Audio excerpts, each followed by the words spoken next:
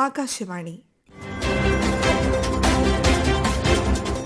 നമസ്കാരം. അന്താരാഷ്ട്ര ലഹരി വിരുദ്ധ ദിനവുമായി ബന്ധപ്പെട്ട് ആകാശവാണി തിരുവനന്തപുരം പ്രാദേശിക വാർത്താ വിഭാഗം തയ്യാറാക്കിയ സ്പോട്ട്ലൈറ്റ് പരിപാടിയിലേക്ക് സ്വാഗതം.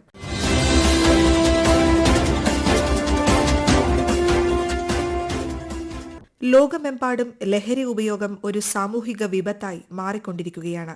സാമൂഹിക തലത്തിൽ മാത്രമല്ല, സാമ്പത്തിക ആരോഗ്യ പ്രശ്നമായും ലഹരി ഉപയോഗം പരിണമിച്ചു കഴിഞ്ഞു. യുവതലമുറയെ ഉയർച്ചയുടെ പാതയിൽ നിന്ന് വഴിതെറ്റിക്കാൻ കെൽപ്പുള്ള ഒന്നായി ലഹരി മാറിക്കഴിഞ്ഞു.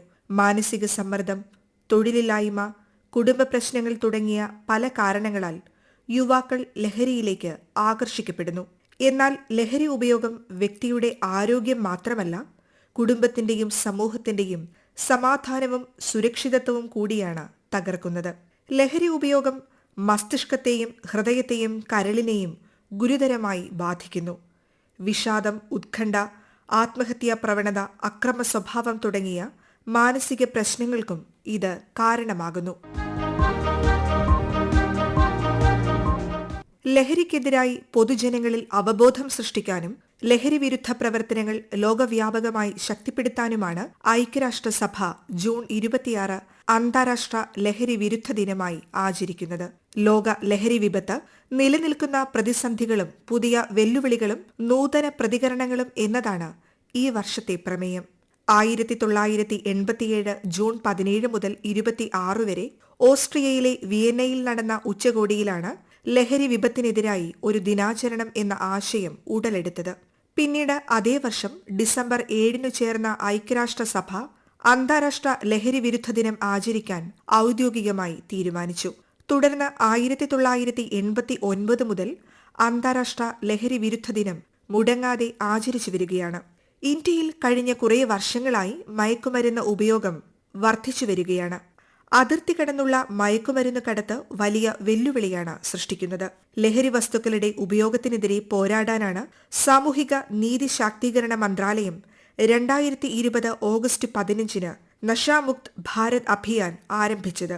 പ്രതിരോധം, വിലയിരുത്തൽ, ചികിത്സ, പുനരധിവാസം, പൊതുവിവര വ്യാപനം, കമ്മ്യൂണിറ്റി അവബോധ സംരംഭങ്ങൾ എന്നിവ NMBA ഏകോപിപ്പിക്കുന്നു.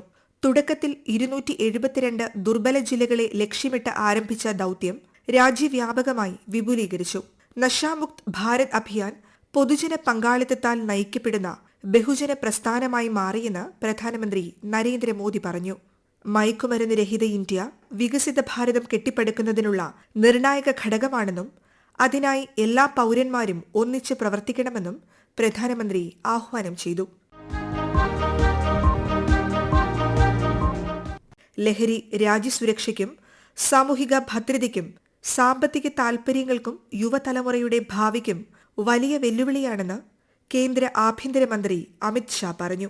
2014 മുതൽ 2026 വരെയുള്ള കാലയളവിൽ 11.8 ദശലക്ഷം സിന്തറ്റിക് ലഹരി മരുന്നുകളാണ് സർക്കാർ പിടിച്ചെടുത്തത്. ലഹരി വിരുദ്ധ പ്രവർത്തനങ്ങൾ കൂടുതൽ ഊർജിതമാക്കുന്നതിന്റെ ഭാഗമായി നാർക്കോട്ടിക്സ് കൺട്രോൾ ബ്യൂറോ നിരവധി ഓൺലൈൻ പോർട്ടലുകൾക്ക് രൂപം നൽകിയിട്ടുണ്ടെന്ന് अमित शाह പറഞ്ഞു. नार्को ऑफेंडर्स आज टेक्नोलॉजी से सक्षम बने हुए हैं, वो नेटवर्क आधारित बन चुके हैं और मल्टी डोमेन अपराध के रूप में भी आज हमारे सामने खड़े हैं. ये सभी चीजें ये लड़ाई को और कठिन बनाती है. इसलिए हमारी प्रतिक्रिया एक रोड मैप आधारित होनी चाहिए और उसमें आधुनिक इंटेलिजेंस लीड बेस्ड प्रतिक्रिया होनी चाहिए. टेक्नोलॉजी ड्रिवन अप्रोच होना चाहिए और नेटवर्क सेंट्रिक लड़ाई हमने करनी पड़ेगी. 2025 ലോക മയക്കുമരുന്ന് റിപ്പോർട്ട് ആഗോളതലത്തിലെ മയക്കുമരുന്നിന്റെ അതിവ്യാപനവും ഒപ്പം ഭയാനകമായ ആശങ്കകളും പങ്കുവെക്കുന്നതാണ്.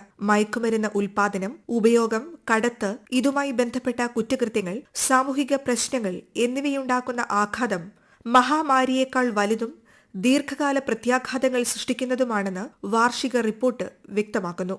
കഴിഞ്ഞ വർഷം 15 മുതൽ 64 വയസ്സ് പ്രായമുള്ള 316 ദശലക്ഷം ആളുകൾ മദ്യവും പുകയിലയും ഒഴികെയുള്ള മയക്കുമരുന്ന് ഉപയോഗിച്ചുവെന്നാണ് റിപ്പോർട്ടിലെ കണ്ടെത്തൽ. 2013 മുതലുള്ള കണക്കുകൾ അടിസ്ഥാനപ്പെടുത്തിയാൽ ഇത് 20% വർധനവാണ്. അതായത് 15-നും 64-നും ഇടയിൽ പ്രായമുള്ള ലോക ജനസംഖ്യയുടെ ഏകദേശം 6% മയക്കുമരുന്ന് ഉപയോഗിക്കുന്നതായാണ് സ്ഥിതിവിവര കണക്കുകൾ വ്യക്തമാക്കുന്നത്. മാരകമായ പാർശ്വഫലങ്ങളുള്ളതും മരണസാധ്യത ഏറെയുള്ളതുമായ സിന്തറ്റിക് ഡ്രഗ് ഉപയോഗിച്ചത് 76.7 ദശലക്ഷം പേരാണ്. 2023 മുതൽ ലോകമെമ്പാടും കൊക്കൈൻ ഉൽപാദനവും വിതരണവും 10 മടങ്ങ് വർദ്ധിച്ചു. വിദ്യാർത്ഥികളെയും യുവാക്കളെയും ലക്ഷ്യമിട്ട് ഓൺലൈൻ പ്ലാറ്റ്ഫോമുകളിലൂടെയും സാമൂഹിക മാധ്യമങ്ങളിലൂടെയും മയക്കുമരുന്ന് ശൃംഖലകൾ സ്വൈരവിഹാരം നടത്തുന്നതും ഒരു വെല്ലുവിളിയാണ്. ചെറിയ പ്രായത്തിൽ തൊട്ട് കുട്ടികൾക്ക് അവബോധം നൽകാൻ രക്ഷിതാക്കളും സ്കൂൾ അധികൃതരും ശ്രദ്ധിക്കണം. സ്കൂൾ കരിക്കുലത്തിന്റെ ഭാഗമായി ലഹരിവിരുദ്ധ പ്രവർത്തനങ്ങൾ ഉൾപ്പെടുത്തേണ്ടതും അനിവാര്യമാണ്. ഉയർന്ന വിദ്യാഭ്യാസ നിരക്കും സാമൂഹിക വികസന സൂചികകളും ഉള്ള കേരളവും ഇന്ന് ലഹരി വ്യാപനത്തിന്റെ കൊടിയ ഭീഷണി നേരിടുകയാണ്. കേരളത്തിൽ MDMA ഉൾപ്പെടെയുള്ള സിന്തറ്റിക് മയക്കുമരുന്നുകളുടെ ഉപയോഗം വർദ്ധിച്ചതായാണ് കണ്ടെത്തൽ. സ്കൂൾ, കോളേജ് വിദ്യാർത്ഥികൾക്കിടയിൽ ലഹരി ഉപയോഗം ക്രമാതീതമായി ഉയരുകയാണ്. ടൂറിസം കേന്ദ്രങ്ങൾ, നഗരപ്രദേശങ്ങൾ, അന്തർ സംസ്ഥാന ഗതാഗത ശൃംഖലകൾ എന്നിവ ഉപയോഗിച്ചാണ് കേരളത്തിലെ ലഹരി കടത്തും വിതരണവും വ്യാപിക്കുന്നത്. കേരള പോലീസ് നടത്തുന്ന ഓപ്പറേഷൻ ഡി ഹണ്ട്, പുതുതായി തുടക്കം കുറിച്ച തൂഫാൻ പോലുള്ള നടപടികളിലൂടെ ആയിരക്കണക്കിന് കേസുകൾ കണ്ടെത്തുകയും വലിയ തോതിൽ ലഹരി വസ്തുക്കൾ പിടിച്ചെടുക്കുകയും ചെയ്തിട്ടുണ്ട്. ലഹരിക്കെതിരായ തൂഫാൻ നടപടി ജനങ്ങളിൽ വലിയ തോതിൽ സ്വാധീനമുണ്ടാക്കിയിട്ടുണ്ട്. ഈ പദ്ധതി ആരംഭിച്ച് ചുരുങ്ങിയ ദിവസങ്ങൾക്കുള്ളിൽ 4000-ഓളം കേസുകളാണ് രജിസ്റ്റർ ചെയ്യപ്പെട്ടത്. പോലീസിന്റെ പരിശോധനയിൽ മാത്രം 2000-ഓളം ഗ്രാം MDMA, 333 കിലോഗ്രാമോളം കഞ്ചാവ് എന്നിവ പിടികൂടുകയും ചെയ്തു. മയക്കുമരുന്ന് ലോബിയെയും മാഫിയയെയും പൂർണ്ണമായി ഇല്ലാതാക്കാൻ തൂഫാനിലൂടെ സാധിക്കുമെന്ന് മുഖ്യമന്ത്രി VD സതീശൻ പറഞ്ഞു. സംസ്ഥാന സർക്കാർ എല്ലാ പിന്തുണയും നൽകുമെന്നും ലഹരിമരുന്ന് വ്യാപനത്തിനു പിന്നിൽ പ്രവർത്തിക്കുന്നവർക്കെതിരെ കർശന നടപടിയുണ്ടാകുമെന്നും അദ്ദേഹം പറഞ്ഞു. അപ്പൊ നമ്മൾ തീരുമാനിക്കേണ്ടത് എന്താണ്? നമ്മുടെ കുഞ്ഞുങ്ങളെ കൊലയ്ക്ക് കൊടുക്കാൻ നമ്മൾ സമ്മതിക്കില്ല എന്ന തീരുമാനമാണ്. എത്ര വലിയ ഉയരങ്ങളിൽ എത്തേണ്ട കുട്ടികളാണ് നിങ്ങളെല്ലാം. എത്ര സ്വപ്നങ്ങളാണ് നിങ്ങളുടെ കണ്ണുകളിൽ നിറയുന്നത്.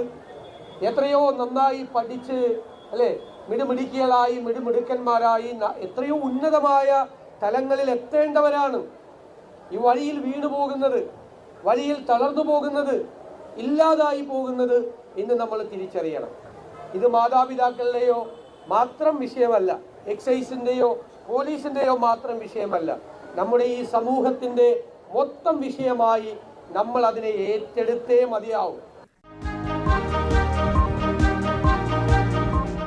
തൂഫാൻ കർമ്മ പദ്ധതി ഒരു സംയുക്ത പ്രതിരോധ പ്രചാരണമാണെന്ന് മന്ത്രി രമേശ് ചെന്നിത്തല പറഞ്ഞു.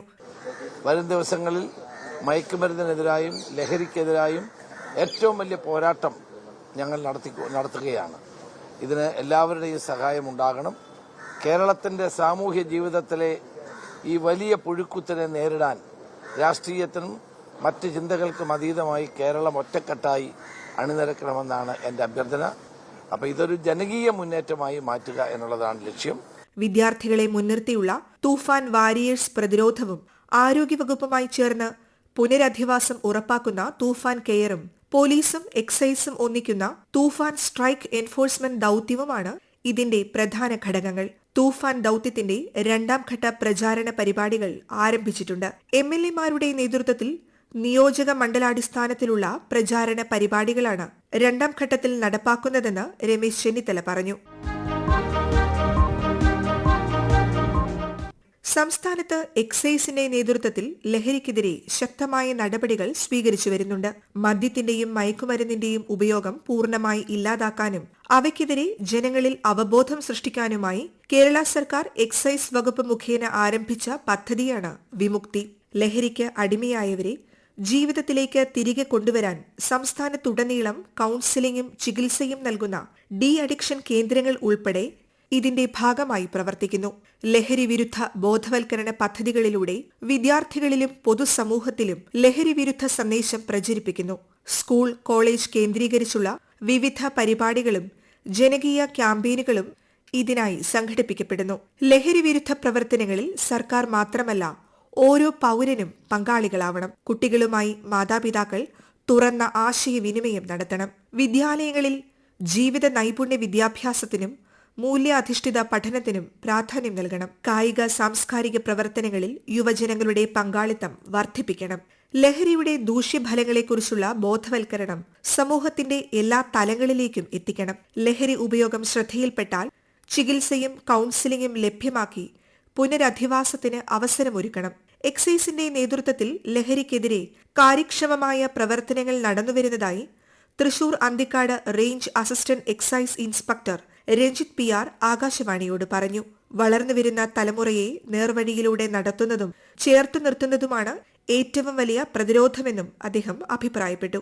നമുക്ക് കേട്ടുപരിചയമില്ലാത്ത ഒരുപാട് രാസലഹരികൾ കേരളത്തിന്റെ എല്ലാ ഭാഗത്തും ലഭ്യമാകുന്ന സാഹചര്യമാണ് ഇന്നുള്ളത്. എക്സൈസ് ഡിപ്പാർട്ട്മെന്റ് ഇത്തരം മാരകമായ രാസലഹരികൾക്കെതിരെ ശക്തവും ജാഗ്രതയുള്ളതുമായ നടപടികൾ സ്വീകരിച്ചു വരുന്നു. വേണ്ടാത്ത ലഹരികൾക്കെതിരെയുള്ള പ്രധാന ആയുധം പ്രതിരോധിക്കുക എന്നുള്ളതാണ്. ഏത് പ്രലോഭനങ്ങളിൽപ്പെട്ടാലും ഒരു തരത്തിലുള്ള മയക്കുമരുന്നുകളും ഒരു തവണ പോലും ഉപയോഗിക്കുന്നില്ല എന്ന് ഇന്ന് നമ്മൾ പ്രതിജ്ഞയെടുക്കണം. ഇന്ന് നാം ഉപയോഗിക്കുന്ന സാമൂഹ്യ മാധ്യമങ്ങളെയോ പുതുതലമുറയെയോ കുറ്റപ്പെടുത്തുന്നതിനപ്പുറം വളർന്നു വരുന്ന ഏതൊരു കുഞ്ഞിനെയും ചേർത്ത് നിർത്തലും നേർവഴി നടത്തലുമാണ് ഏറ്റവും നല്ല പ്രതിരോധം. ഇത്തരം ദുശീലങ്ങൾ വ്യാപകമാകുന്നതിന്റെ അടിസ്ഥാന കാരണം കുടുംബങ്ങളിലെ കെട്ടുറപ്പില്ലായ്മയും ഛിദ്രാവസ്ഥയുമാണ്. ഓരോ രക്ഷിതാവും തങ്ങളുടെ മക്കളോടൊപ്പം മെച്ചപ്പെട്ട സമയം കൂടുതൽ ഉപയോഗപ്പെടുത്തുന്നതിനായി ശ്രദ്ധിക്കണം. ഇന്ന് കുട്ടികളിൽ സർവ്വസാധാരണയായി കണ്ടുവരുന്ന ശ്രദ്ധക്കുറവ്, ഹൈപ്പർ ആക്റ്റീവ്, ഉത്കണ്ഠ, ഭക്ഷണ വൈകല്യം എന്നിവ തിരിച്ചറിയാതെ വിഷാദം, ആത്മഹത്യാ പ്രവണത, ലഹരി എന്നിവിടങ്ങളിലേക്ക് എത്തപ്പെടുന്നു. ഈ പ്രശ്നങ്ങൾ സമയബന്ധിതമായി തിരിച്ചറിയുന്നതിനും ആവശ്യമായ നടപടികൾ സ്വീകരിക്കുന്നതിനും ഓരോ രക്ഷിതാവും കരുതലെടുക്കണം. മുൻവിധിയില്ലാതെ കണ്ണുകളിലേക്ക് നോക്കാൻ ഒരാളുണ്ടെങ്കിൽ, ഇത്തിരി മധുരം പകരാൻ തയ്യാറുള്ള ഒരു മനസ്സുണ്ടെങ്കിൽ, തിരുത്തൽ ശേഷിയുള്ള ഒരാളെങ്കിലും ഒപ്പമുണ്ടെങ്കിൽ ഒരു കുഞ്ഞും വഴിതെറ്റുകയില്ല. ലഹരി ഒരു വ്യക്തിയെ മാത്രമല്ല, ഒരു കുടുംബത്തെയും സമൂഹത്തെയും രാഷ്ട്രത്തെയും ബാധിക്കുന്ന ഗുരുതരമായ സാമൂഹിക വിപത്താണ്. ലഹരിയെ പ്രതിരോധിക്കാൻ സർക്കാരിന്റെ നടപടികൾക്കൊപ്പം ജനങ്ങളുടെ ജാഗ്രതയും യുവജനങ്ങളുടെ ആത്മനിയന്ത്രണവും കുടുംബങ്ങളുടെ പിന്തുണയും അനിവാര്യമാണ്. മാനവരാശിക്കെതിരായ തുറന്ന യുദ്ധമാണ് മയക്കുമരുന്ന് ഉപയോഗവും വ്യാപനവും. അത് സമൂഹത്തിന്റെ എല്ലാ തലങ്ങളെയും തച്ചുടയ്ക്കാൻ കെൽപ്പുള്ള മാരക വിഷമാണ്. ലഹരിയുടെ ഉപയോഗം ആദ്യഘട്ടത്തിൽ തന്നെ തിരിച്ചറിയാനുള്ള സഹായം നൽകുന്നതിനുള്ള നിർമ്മിത ബുദ്ധി ഉൾപ്പെടെയുള്ള സാങ്കേതിക വിദ്യകൾ ഉപയോഗപ്പെടുത്താനുള്ള ശ്രമങ്ങൾ പല രാജ്യങ്ങളിലും ആരംഭിച്ചിട്ടുണ്ട്. ഇത് കൂടുതൽ പ്രയോജനപ്പെടുത്തണം. മനുഷ്യത്വരഹിതമായ കൊടും ക്രൂരതകൾ ഒരു മടിയുമില്ലാതെ ചെയ്യാൻ ഉത്തേജനം നൽകുന്ന മയക്കുമരുന്ന് ലോകത്തെമ്പാടുമുള്ള സാമൂഹിക ജീവിതത്തെ നിരന്തരം വെല്ലുവിളിക്കുന്നതും പ്രതിസന്ധിയിലാക്കുന്നതുമാണ്. 2021 കുറഞ്ഞത് 4,50,000 മരണങ്ങളെങ്കിലും മയക്കുമരുന്നുമായി ബന്ധപ്പെട്ട കാരണങ്ങളാൽ സംഭവിച്ചുവെന്നാണ് ഐക്യരാഷ്ട്രസഭയുടെ കണക്കുകൾ. 2025 ആകുമ്പോഴേക്കും ഇത് 7 ലക്ഷമായി ഉയർന്നു.